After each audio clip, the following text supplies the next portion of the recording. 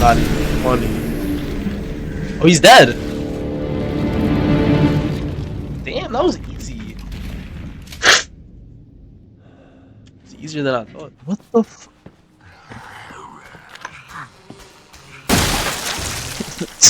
It's too easy, man. Alright. I got nervous. What's that noise?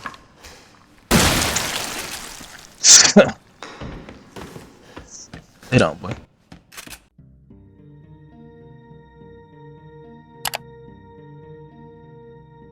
This wasn't always like this.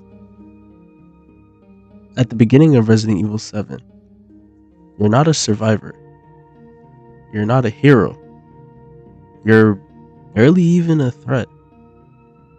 You don't enter rooms with confidence. You hesitate.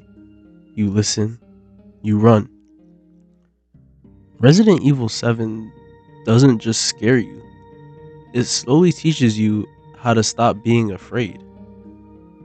This video is about how Resident Evil 7 transforms the player from being completely defenseless to controlling the space around them, and how seamlessly it makes that transition feel.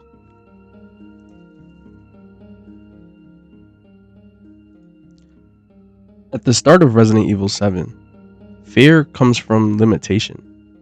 You don't know the layout, you don't know the enemies, and most importantly, you don't have the tools to fight back.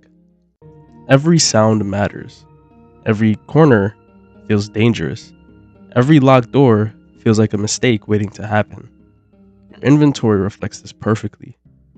A few bullets, a healing item you don't want to waste, weapons that feel more symbolic than useful.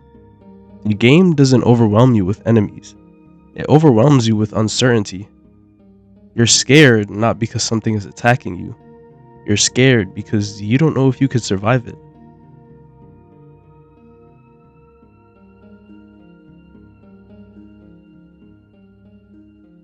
But slowly, something changes.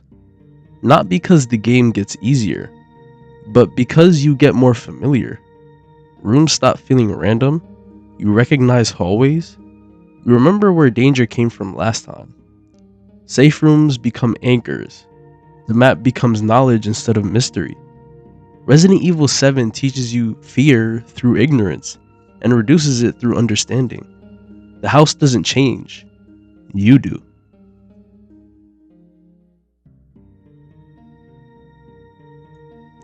The first time you stand your ground, it feels wrong. You hesitate. You second guess the shot. You wonder if it's a waste of ammo. But then it works. Enemies stop feeling invincible. Weapons start to feel reliable. You realize that panic makes things worse, not better. This is the moment where fear shifts from constant to situational. You're still scared, but now it's conditional.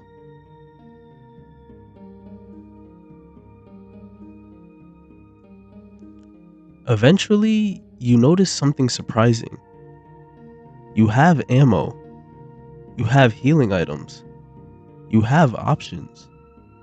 Not because the game suddenly hands them to you, but because you've learned when not to waste them. The game never announces this shift.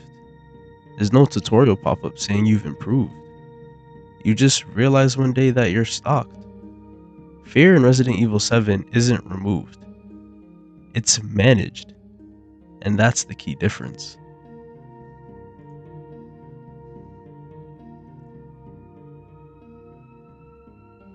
The same places that once made you run are now places you move through calmly. You check corners out of habit, not panic. You reload because it's efficient, not desperate. Enemies become obstacles, not threats. The house becomes territory. This is the moment the game quietly rewards you, not with power fantasies, but with control.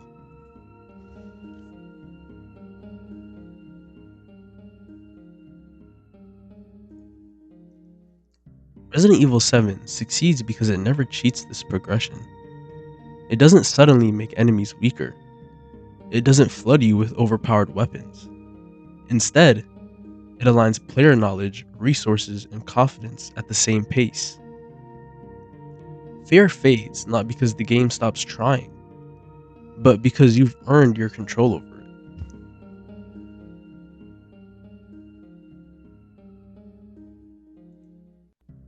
By the end of Resident Evil 7, the horror isn't gone, but it's no longer in control.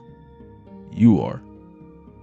And that transformation, from helpless to capable, is what makes Resident Evil 7's design feel so natural and so effective.